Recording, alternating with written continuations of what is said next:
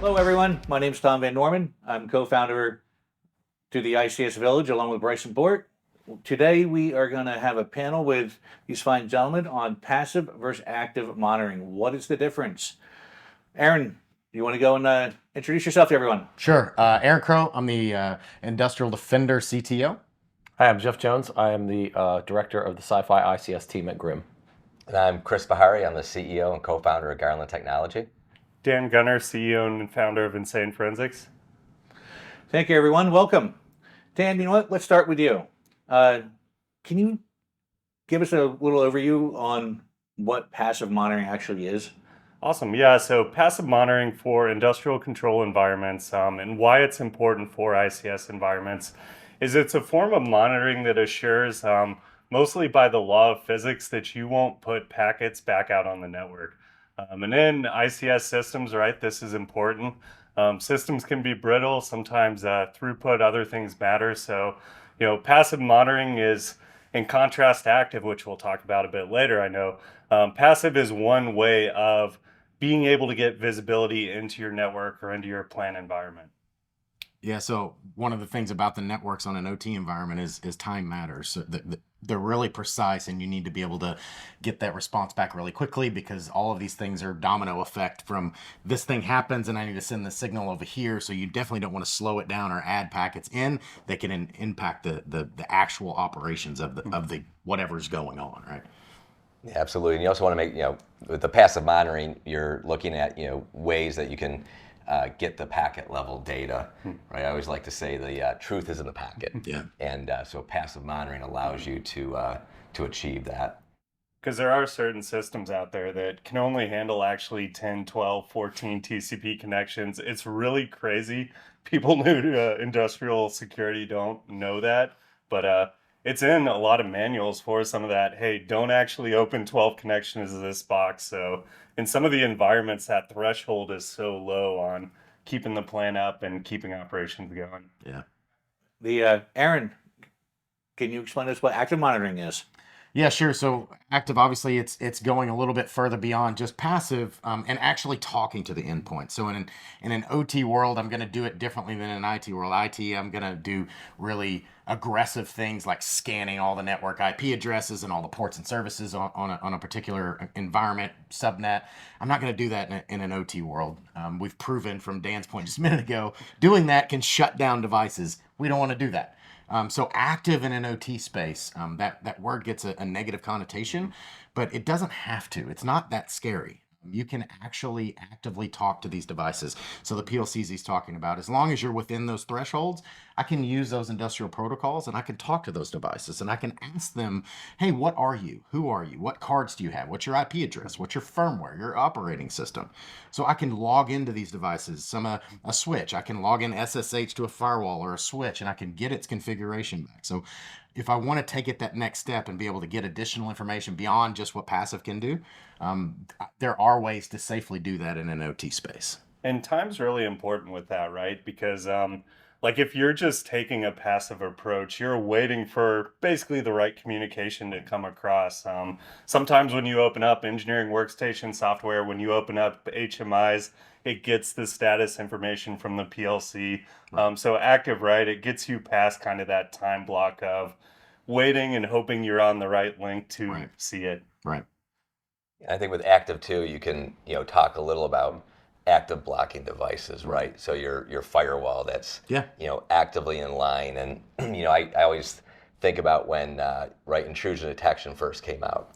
There was an intrusion prevention, right? So everything was a passive monitoring, and you think about how long it took IT environments to start accepting putting more than just a firewall actively in line, right? So I think when you're talking about active versus passive, that's going to be an interesting transition if it took 10 years, 15 years in IT to where everybody now does IPS, right? And but some people will still only do IDS, even IT. Right. So it's going to be interesting as we see. There's some technologies out there that are also doing that active install between two devices, and it's doing the blocking. And a lot of OT environments, they don't like that, right? Yeah. So you also have that, like, I'm never putting that in line. This machinery is too critical, and so it's just different methodologies and of how you can do things. But like a lot of things, you need a little of both, right? You can't just get away with just one method. And the irony, if you really take a step back, and this probably won't be a popular opinion, but because things don't change so often in OT, and I can really watch and the normal operations, things happen. I'm not installing patches. I'm not going to the internet. I'm not doing all these things that I'm doing in IT world. IT world, things are changing all the time. People are bringing networks. You're taking them to Starbucks. You're taking it home. You're VPNing in. You're installing new applications. In an OT world, that doesn't happen that often, right? I set it and forget it. Like maybe I make a configuration change on the device, but to the point that you just made, I could really lock things down from a protection perspective because as long as I know what good looks like, anything outside of that, I should be able to lock it down pretty simply. But you really have to have really high confidence that I'm not going to break the system by locking those things down. Right. And a big thing too is so we're big in incident response and threat hunting, and with active, it's nice to get it quick. It's nice to get that picture quick. An advantage to passive is you can get a picture of what's actually going on on the wire without tipping off the adversary that's there, right? Because when you're passive, you don't have an IP address, right? You don't have a presence on the line. So if you're dealing with insider threat or you're dealing with a very sophisticated APT, passive might actually be the right thing to not tip off that you're even looking for that adversary, right? Because if they're looking at you really close, and they're sophisticated, they might actually change when they see you begin to respond. Yeah. So we've heard the difference between both active and passive, and there's some absolute differences there. Jeff, could you start off and explain why an asset owner would use one over the other? Well, it just really depends on what your desire and capability for the visibility that you need really dictates which one that you need. It also, depending on the criticality operation, you might have a different risk tolerance for one versus the other. Depending on the type of equipment, like Dan said earlier, one may tolerate active versus the other. You may have no choice. Passive is the only thing you can do because you don't have devices that are capable of handling active technologies. But but it just depends on the need and your capabilities. Yeah, I mean, a prime example of that is passive is really good at deducting, hey, this looks like a Windows machine, this looks like this, and I can look at the MAC address and I can make some assumptions based on the communications that I'm monitoring. But I don't have all of the information about that. It just not is going to tell everything. So if I need to get to that level of detail, that's where I may need to go active so I can actually talk about the things that it does. Like I want to understand not just that it's Windows 10, but which build of it, which KB articles, what software is installed, what, user accounts and, Active Directory, all of those things. I can't get that passively. It's just not communicating that stuff. But that's just for the passive on the active side. But on the passive side, like Dan talked about a minute ago, really monitoring that network side and seeing that the network paths. And maybe I can't connect to that because I've got 12 devices, so I can't add another connection to that endpoint. It's not safe for me to do. That's where I would want it to go passive and really just look at the network side. And one thing I forgot to mention when I said your own requirements, you may have external requirements. Sure. You may have, electrical may have a NERC SIP required. I'm required to get a certain type of visibility that can drive the decision as well. And you might use passive in one part of the plan and bring that back to a SIEM, bring it to Splunk, bring it to whatever you're pushing into, and deal with kind of the fact that this part of the plan is extremely critical, extremely brittle, but still be able to put more monitoring into another part of a plan, be active, bring host logs, bring a lot of things that you might not be able to bring through. So I think in a lot of times people like to treat it as black or white when really it's a spectrum across both. I think that's huge in OT is you have to look at every asset independently, and you can't just take a broad stroke of we will do active everywhere, we will do passive everywhere. Like you really need to look and understand the risk, the business risk, and determine what's the right course of action for the goals that I have from our organization, not to mention the site, the assets that we're looking at. Yeah, and the return on investment there. I mean, that could take significant person power, resources, money to monitor everything. You don't need to monitor. Correct. So if I understood things correctly, active, you have you're deploying some sort of agent, or you're touching that device with some sort of network traffic or some kind of agent there and reporting back. Yeah. So for passive, how is that accomplished? Chris, you want to start with that one? Yeah, absolutely. So when looking at instrumenting a network for passive monitoring, you're really looking at ways that you can get your packet level data from the network. So, there's a couple of ways you can do that. One is, you can use span mirror ports. So, that's one where you can, if you have a managed switch, is one way to get that data. Another methodology is using wiretaps.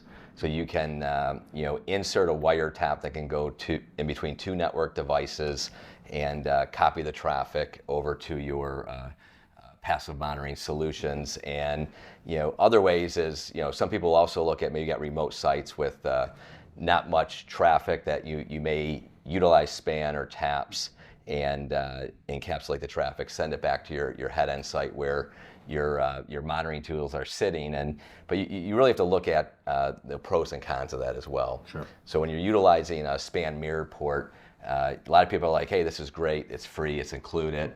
And so you can turn that on, but there's some, some downfalls to that. One is it can be bi-directional. It's configured by a human, right? So there's always a risk that it's misconfigured. You can potentially drop packets, timing issues, and if your network's compromised, you can look at, if I'm compromising a network, I'm going to look at changing what I'm spanning so you're not seeing what I'm doing on the network. And when you start looking at a wiretap, this is a permanent device installed between two network devices, and you're going to be copying all the traffic. And what's nice is a lot of wiretaps are designed with data diode technology as well. So, I always like to say, you want to, guarantee you get all the traffic, all the packets from the network. You want to do it in a unidirectional way, right. And you want to be able to do it where, it's done that, you can't misconfigure it. So a wiretap's going to go in, it's going to copy all the traffic and guarantee every packet. And with span and mirrored ports, you could definitely utilize span port data diodes as well, hardware-based, where traffic comes in and you copy it to your monitoring solution, but there's no way that you could ever go in the reverse direction. So if you want to start sending traffic, say, up to the cloud, you're concerned about maybe a compromise from the cloud. If you have that span port data diode, it allows you to ensure that there's no way to ever go back into the network. So for me, it's really looking at your critical assets, and again, just like active and passive, a lot of people start with a mixture, right, of maybe some wiretaps of some really critical assets, spanning in other areas of the network, and really trying to figure out the best way to get that packet data to your monitoring solutions. Are there storage or throughput or bandwidth concerns, in these types of environments, Right. when you're that stuff has to go somewhere, Right? or do you have to think Yeah, about that so- too in an environment like this? Because sometimes those are limited. Yeah, with the spanning and mirror ports off of switches and routers, that you have to be really careful about, that you're not oversubscribing them. And so where a wiretap is line rate, it's going to copy everything. It's guaranteed. So if you want to get every packet, and that's why I always look at it as a mixture, is that it would be nice if budgets were unlimited. You could put a wiretap everywhere, right, and get every packet, store it forever. You'll know what's happened, right? But then That's Nirvana. who's going to look at that? Right. Then there's the Yeah. people concerns too. Do I have the Right. physical resource to look at this stuff? Right. It's just going to go sit there and take up space. Absolutely, and but it can also be, when you're designing it, you can actually save a lot of costs as well, because when you're looking at trying to get all the different data points within your environment, and you can centralize that, and now you can bring more data to your security sensors, which makes it more valuable, right? Absolutely. And part of it is like, okay, next year we're going to add a couple more wiretaps, or we're going to aggregate more traffic to your security sensors. So it gives you that flexibility, because again, the more data you get, the more you can secure it. And you mentioned, I mean, you see it all the time. In the field, you're out in the field, and when you have the ability, when you're getting every packet, you can be more effective, right? We can, and it's funny because the first question we always ask when we go in for monitoring on that, when they're like, we're going to use this span port, is we're like, okay, how much what's the backplane of your switch looking like, right? How hard is that switch actively getting hit? Because if you put too much traffic to the thing Jeff said, that switch is going to fall over. And when we're starting kind of a threat hunter IR case on the outside, if the first thing you attach to knocks the boundary to the outside world off, you're going to have a bad day there. Or, also from a legal and other side, when we're really concerned about not putting packets out there, that's when we go passive with the tap, right? Because we've been to so many sites to where they're like, yeah, the span port's set up correctly. We plug in and we suddenly have an IP address, and we're like, nope, your span's not set up correctly. And yes, we just connected to this system, which, as y'all know, if that's a NERC-CIP regulated medium or high system, if that's another regulated system, like, you just created potentially a lot of work now they have to go through, in addition to adding a host to the network that you weren't authorized to do, right? Yeah. The consequences might cascade for, to Chris's point, really was it set up right? Because more times than not, it's not set up right, we've actually found. Way. Yeah.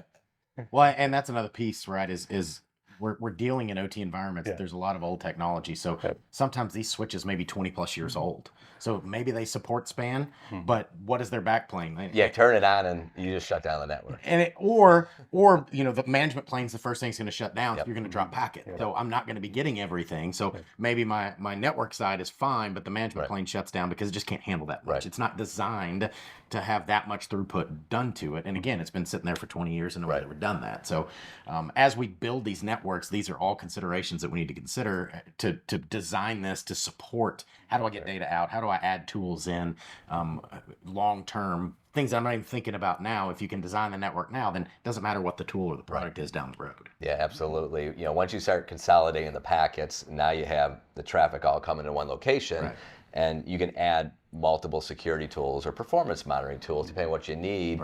And then, one of the things we didn't talk about is you go on site and you find out we don't own that piece of equipment. So you can't touch it anyway. So even if you had the ability to turn on a span, you can't. So having that flexibility where you put something in permanently. So when you're looking at wiretaps, it's an ownership thing too. Is it's installed, it's now there. Never going to be moved. It's permanent of the infrastructure. You know that you can get every packet between those devices. So it also gives you that confidence that you're going on site or you're deploying your security tools or your passive monitoring solutions that you're going to get access every day. It doesn't matter what time, and you don't have to worry about network downtime or screwing something up. And and when you're going on site, do you really want to touch someone's switch? Yeah, because it's enough. Like, and with commercial grade taps, right? Like, most of them are protected by the law of physics. Like, it's literally by the law of physics impossible. Now, if you go to the cheap ones, some of them are cheating. So some of them might actually, because they're using a chip to actually control the tap, they might actually put a wire out. But when we're talking like commercial, like OT grade tools, like, you're protected by the law of physics to that point. Yeah. Can't go in the reverse. Well, and I don't know, we mentioned it, but NERC-CIP, in architectures I've done in the past, we've put in spans, but then still went through a tap.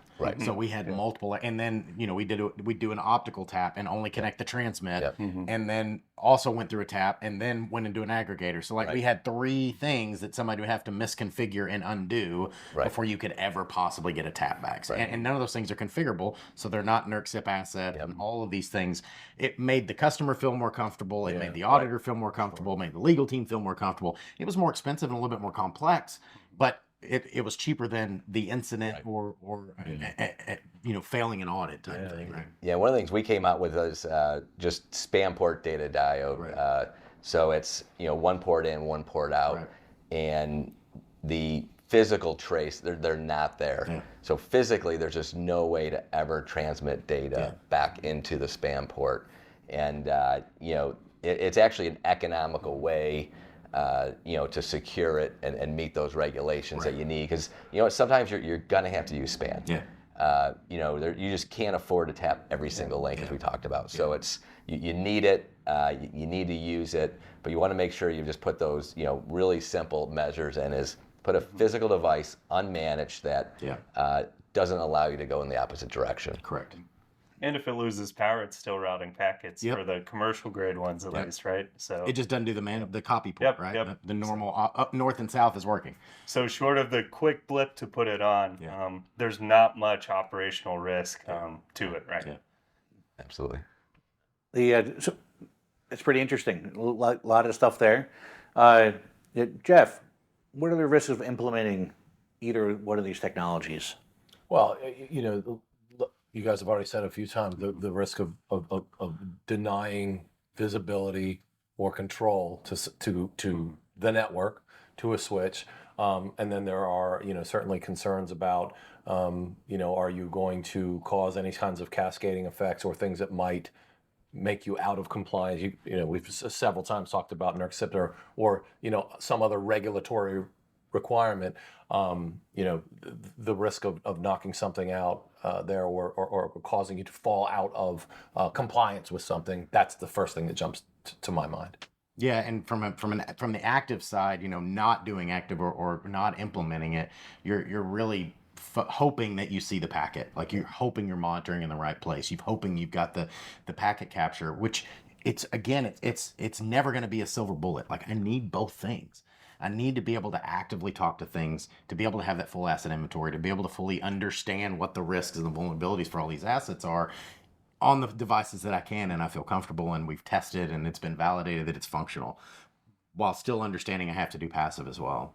Well, and that requirement too, something that I kind of forgot is, is there a requirement to provide evidence? Right. Do I have to have evidence in an audit to prove to some kind of authority that you're doing what you're supposed to be doing? That's another consideration too. And how quick can I do it? Because NERC 6 or 8-6 or 6-8, whichever one it is, right? So it's a federal regulation on the energy sector that regulates how they do IR, timeframes they have to do it in, consequences, large financial consequences per day of doing it. So, with active, it's a trade-off of, can I send this a small packet and get a quick response? And in a commercial grade monitoring tool, most of the OT ones, they have access to GE and Honeywell and other protocols to quickly get the data. So when you're trying to stay compliant with NERC SIP and you're trying to keep the plan up and keep downtime at a minimum while doing it in a safe way, as an incident responder, it's super valuable because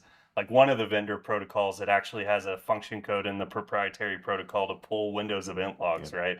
And so instead of me having to go out to endpoints or send an analyst out to endpoints, I can do an active query and I can say, hey, give me the event logs, right? It's essentially living on the land for defense, right? So many attackers live on the land, right? Active defense and the active approach is really just living on the land for the defense side. But I feel like it gets a bad name. Right? It does. And I think part of that is because they've, in the past, and I've seen it firsthand, but you've tried to take IT tools that do this on the IT side and you try to bring them into the OT space. And those things don't have experience in these OT spaces. So they're doing things like Nmap, which is dangerous. And they're doing things like, port protocol scanning and they're adding resources, they're adding applications that aren't tested. You can't just take an IT process and bring it into an OT space. So working with vendors that know how to talk to these PLCs, they know what to do and what not to do it in a safe way while being able to get that data, not just cramming an IT product into an OT space. And the OEMs are doing active too. So I think Honeywell bought a company called Next9 and pushed it into Honeywell Shield, and how Honeywell's doing their asset ID for their asset ID tool is active scanning. Right. And so the fact is the OEMs have actually built these in and been doing it. So there are safe ways to do it if you've done the engineering work, if you're being smart about it. Yeah. Gentlemen, a lot of good information here today. That's the last of our question for the panel. Does anybody else have anything to add? I would just add to say, again, I think we've said it before, but there's a lot of resources out here, experience, knowledge. Be willing to ask questions. Like ask why. Like when a vendor says, "Hey, you can't do that," challenge that. Ask why, because of course their default is going to be no. And then when you challenge them, sometimes it's like, well, actually, I don't really know why. Like, it's easier to say no. Pushback. Remember, it's your system, it's your environment. You're responsible for these assets and the security of them. Like, your name, your company's name will be the one in the news, not the vendors. I mean, the vendors will be there too, but it'll be a sub of the primary company, right? It's your responsibility to secure and make sure these things have the right things done to them. And get started. Yeah. You know, we talk active, passive, jump in the game. There's some low-hanging fruit that you can start doing right away. Even if you turn on some spam ports for monitoring, you know, get a spam port data dialed so you're protecting yourself, but start getting some data, start getting some visibility. Don't wait because, you know, that's better than nothing. Yeah, something is better than nothing. Don't wait for perfect. Yeah, Yeah, don't like- let perfect get in the way of good enough. That's right. So get it started, get it going. You know, everybody has some way to start doing some passive monitoring, some active monitoring where appropriate. And even if, you know, you pick a couple choke points that you put some wiretaps in, you know, at least you're starting to get data. Yeah. And get into it. There's, you know, some open source, you know, monitoring solutions that you get to use as well, just to start seeing packets, right? And start diving in and seeing what you have running on your network. And I would just end with mine is, you know, back to the living on the land comment, right? Like, use the strengths and weaknesses, use the restrictions, and use the tools, and understand when they're appropriate and not, because the attackers are doing it, right? So as defenders, we shouldn't limit just because of, you know, maybe political pushback when the tech issues aren't there, right? So ask those questions and really, you know, see if you can get to that living on the land type of strategy, which is maybe in the between that gray area of, you know, the spectrum, right? Yeah, absolutely. Fantastic. Well, thank you, gentlemen, for all the insight on the difference between active and passive monitoring. And thank you, everyone watching. Again, my name is Tom Van Norman, co-founder of ICS Village. For more information, visit icsvillage.com. Thank you.